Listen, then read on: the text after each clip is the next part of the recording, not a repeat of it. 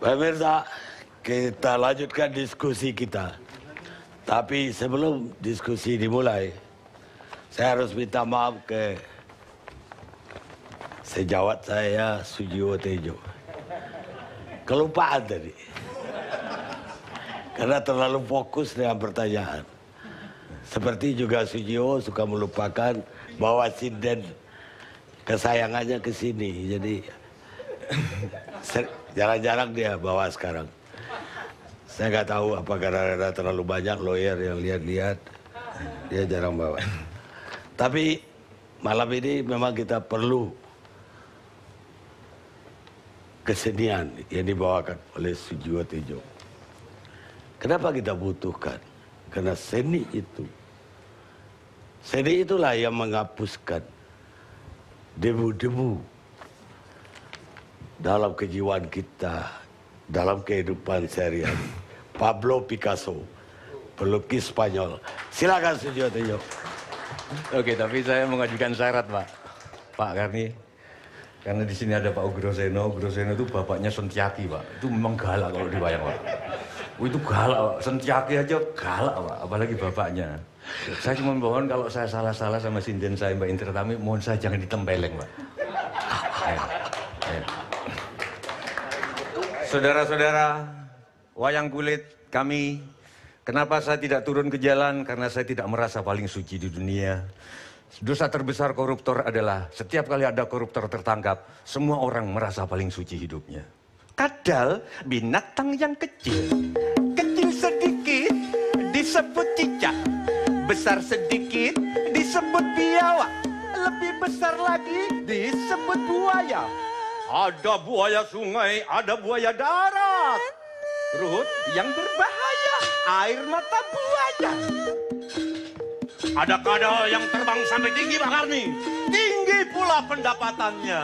Tapi Pak Bibit tak mampu berpendapat, disebut bunglon.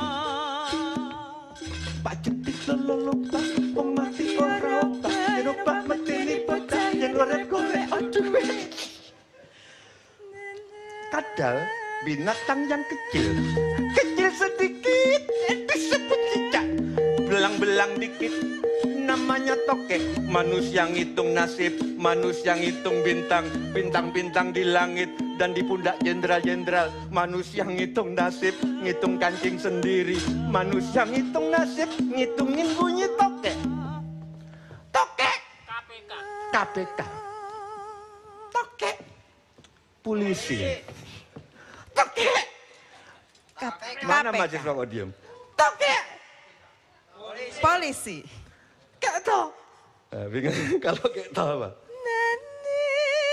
Karena kita ingin polisi bagus, kita juga ingin KPK bagus. Untuk menangkap tokek Pak Ruki, diperlukan surat penangkapan tokek.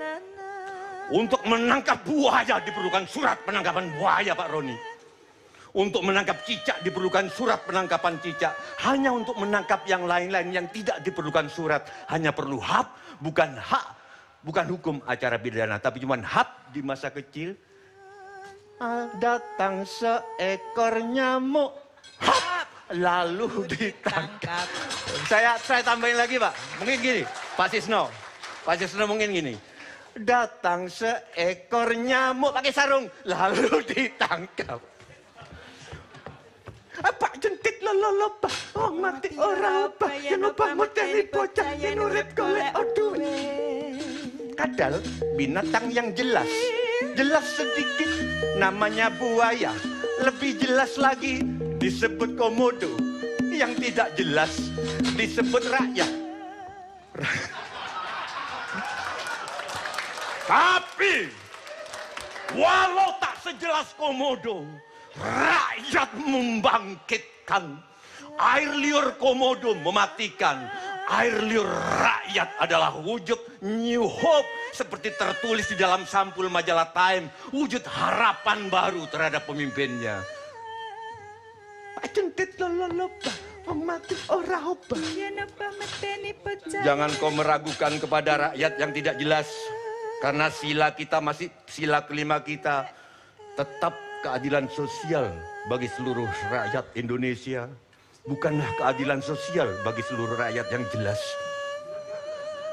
Itulah.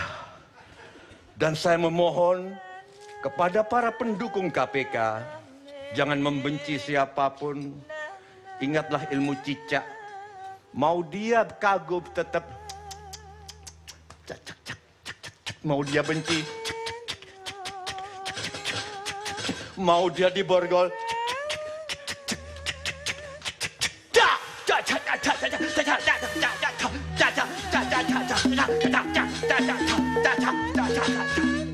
Assalamualaikum warahmatullahi wabarakatuh.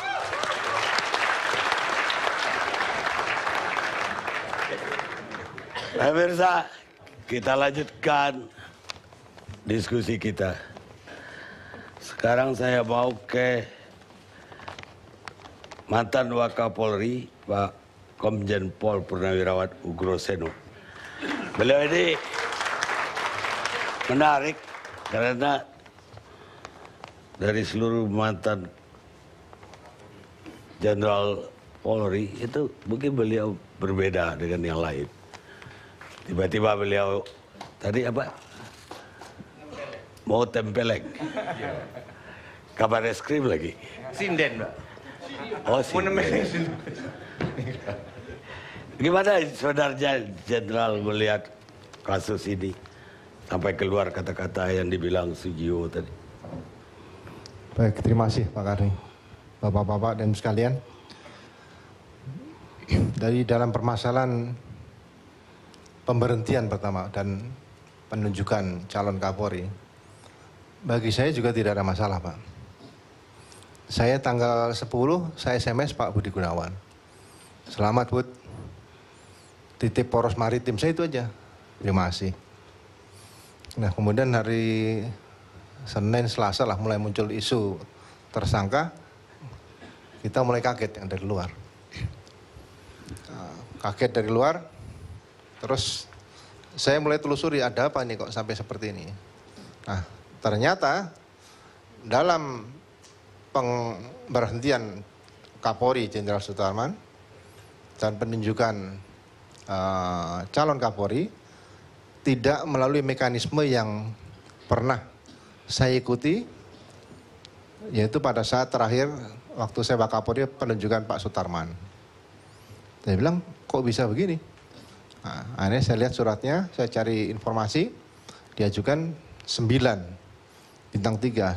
Seluruh dunia juga tahu kalau bintang 3 di polisi itu ada 9, Pak. Jadi saya katakan kok ini di luar kebiasaan. Jadi Kompolnas di sini menurut saya adalah paling bertanggung jawab seharusnya dalam hal masalah sistem pencalonan seperti ini. Saya cinta Polri sampai mati, Pak. Karena saya dulu cita-cita masuk polisi memang bukan untuk cari pekerjaan, tapi karena cita-cita sendiri. Nah, biasanya kalau menunjuk Kapolri, Pak Presiden, ya mungkin manggil Kompolnas, kemudian manggil Kapolri. Ini saya ceritakan yang terakhir. Nah, Pak Timur waktu itu datang rapat. Kita rapat bersama, Mas. Ini saya mau diganti, perintah Bapak Presiden, penggantinya batasannya bintang 3 yang masih ada 2 tahun. Nah, kita cari, sudah Sespimti, ya, kalau polisi di pendidikan pengembangan itu ada Sespim atau PTK, Pak, Sespimen, Sespimti terakhir. Nah, kebetulan yang dapat Pak Sutarman. Begitu diajukan kalau oleh Mabes Polri melalui Wanjakti, entah itu langsung atau melalui Kompolnas, itu pasti harus diterima semua pihak dengan skala risiko. Nah, ini ternyata di luar kebiasaan. Jadi sekali lagi yang saya katakan salah ini adalah Kompolnas. Jadi yang menanggung dosa harusnya Kompolnas ini, Pak. Nah, begitu dijadikan tersangka, saya katakan ya. Nggak mungkin, ini Kompolnas sayangnya nggak hadir kan. Ya. Dia mengajukan 9 calon Ya. Kompolnas.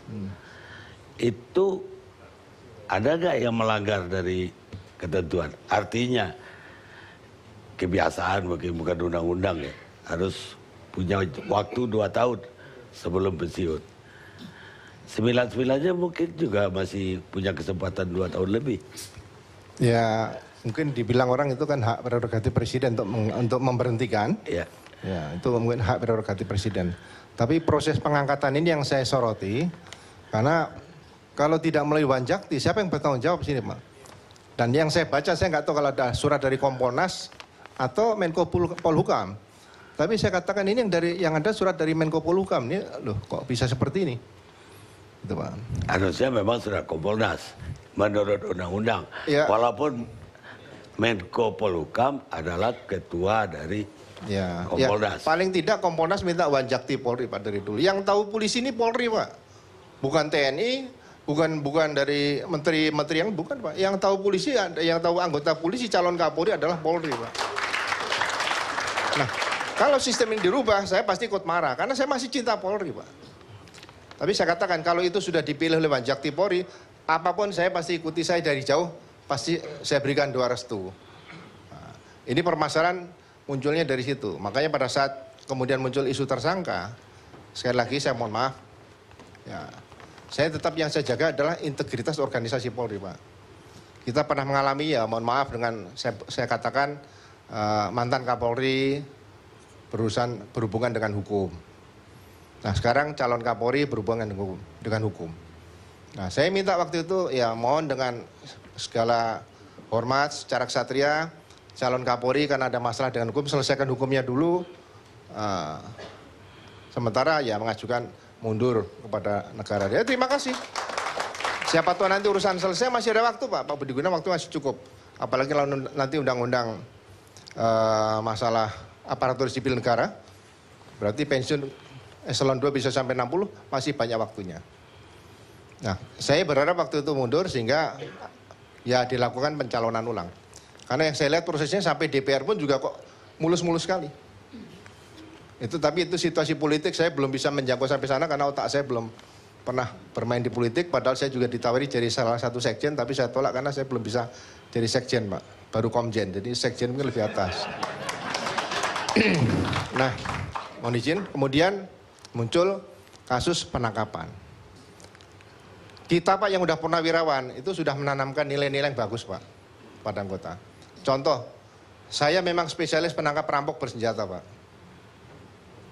Jadi begitu kita mau ketangkap, saya bilang sama anak buah, Anda tidak boleh dendam pada saat Anda berhadapan sama pelaku kejahatan.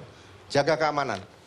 Jangan sampai nanti ini sudah menembak anggota Brimob kita meninggal, senjatanya dirampas, begitu Anda ketemu, Anda hajar habis-habisan, kontraproduktif, nama polisi yang jelek.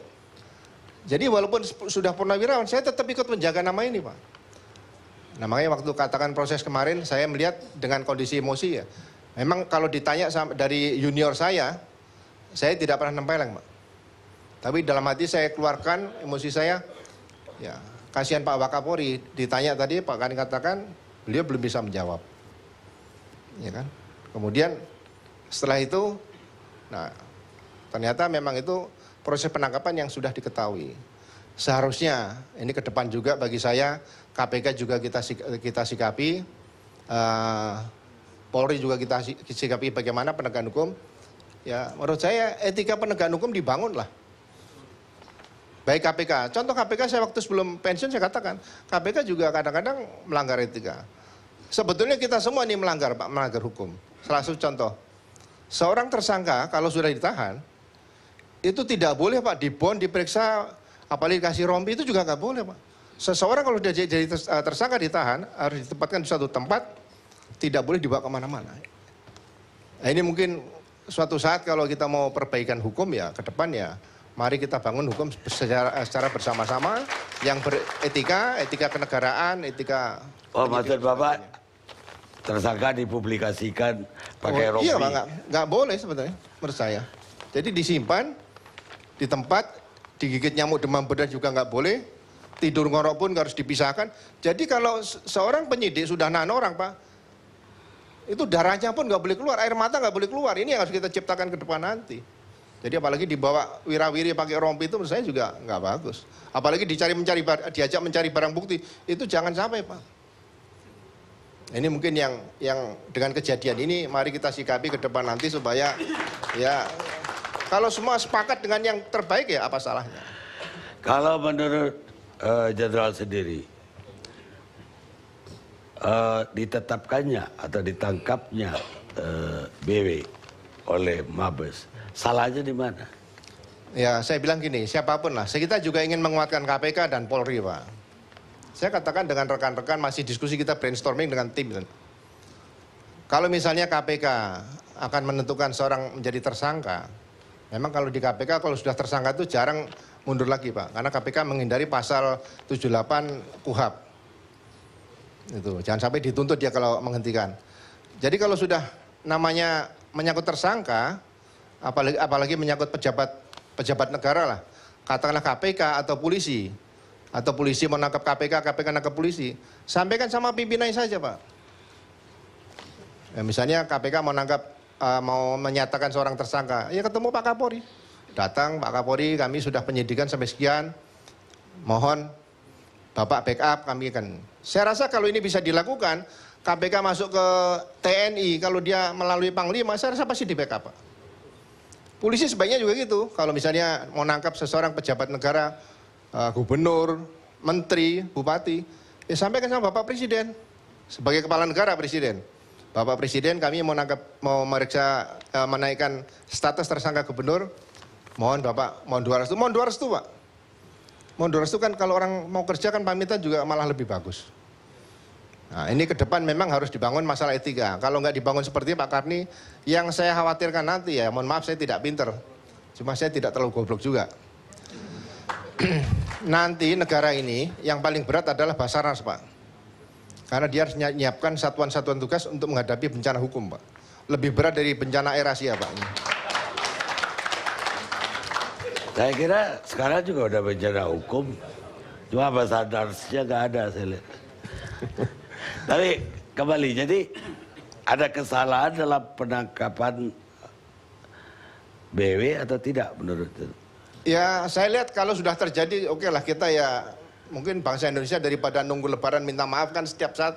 Jangan sampai jenderal marah kayak gitu kan berarti ada kesalahan. Ya menurut saya etikanya saja yang harus dibangun lah. Kalau diberitahu kan karena masalah kasih surat panggilan pertama, kedua, kan bisa. Kalau penetapan BG jadi tersangka, dalam menilainya gimana? Jadi begini, ya sebetulnya menetapkan tersangka kapan aja silakan, kapan aja bisa, Pak. Tapi mungkin sebaiknya waktu itu KPK apakah memang sudah ingin menaikkan tingkat penyelidikan menjadi penyidikan kemudian menyebut tersangka, ya. Saya rasa kalau datang ke Mabes Polri atau lapor sama Bapak Presiden. Saya kira bukan itu yang dipersoalkan oleh Mabes. Udah ditetapkan atau udah diajukan ke DPR oleh Presiden. Setujui oleh DPR. Kalau benar kasusnya dari 2006 dan penyidikannya juga udah berlangsung lama, kenapa pada saat ia begitu penting sehingga orang menganggap sudah tidak ada kasus, tiba-tiba jadi tersangka? Ya mungkin nanti akan saya jawab setelah tim ini bekerja, datang ke KPK dapat informasi, Pak. Kalau saya mendahului nanti kan dipikir saya sudah dapat informasi nanti. Ya ini bukan soal informasi, ini pengetahuan publik, Pak. Ya makanya saya belum berani memastikan apakah kenapa ditentukan sebagai tersangka pada saat ya tadi dikatakan Pak Roni Sompi, masalah apa? Waktu saja. Itu saja menurut saya. Jadi kalau dari awal sudah disebutkan tersangka ya jangan ragu-ragu. Gitu, Pak. Tapi kalau analisa saya pribadi, sepertinya saya mohon maaf ini saya pribadi, Pak, malah. Sepertinya pihak KPK itu kalau menyangkut pejabat itu ya saya lihat kasusnya Pak Hadi Purnomo ya. Itu ditunggu pada saat pensiun. Kelihatannya seperti itu, Pak. Jadi yang kasus-kasus kelihatannya gratifikasi atau apa, itu ditunggu sampai setelah pensiun. Dengan pengalaman kejadian-kejadian yang selama ini, seperti itu. Karena setiap pergantian Kapolri, itu selalu ditekankan pesan Bapak Presiden, waspadai rekening gendut. Pak Timur juga menyampaikan begitu, Pak Sutarman begitu. Jadi kita sama-sama mewaspadai itu saja. Rekening gendut itu siapa, kita juga nggak pernah tahu. Ya. Nah kemudian ke KPK juga sama, itu yang diwaspadai selalu adalah masalah rekening gendut. Ini mungkin terakhir. dari semua, ada yang menarik dari semua jenderal. Pak Ugro atau jenderal itu seolah-olah pernyataan-pernyataannya selama 2 minggu ini seolah-olah justru di pihak KPK bukan di pihak Polri. Artinya kesan yang timbul di publik ini jenderal polisi satu ini kok beda dengan yang lain. Jadi gini Pak, saya ya terus terang saya tidak ingin orang anggap wah ini kesempatan kampanye jadi ketua. Saya belum tertarik ke situ Pak. Tapi katanya semua teman-teman jenderal udah tahu bahwa jenderal yang akan jadi ketua KPK masa depan. Saya kalau daftar ketua KPK Pak kemarin, pada saat Pak Busro Mungkodas, saya masuk Pak. Saya ada kesempatan. Tapi saya belum niatkan hati saya ke sana. Tahun ini pun saya belum tahu apakah saya akan niat ke situ. Karena saya lebih senang posisi di luar, melihat dulu Pak. Sama dengan waktu istri kita lihat tuh, kita lihat dulu yang lebih lama. Bagaimana nanti baru kita ambil. Jangan begitu lihat langsung diambil Pak, ini nggak bagus Pak. Jadi ini bukan dalam rangka kampanye kan? Oh bukan, nggak ada. Kita rehat sejenak dulu.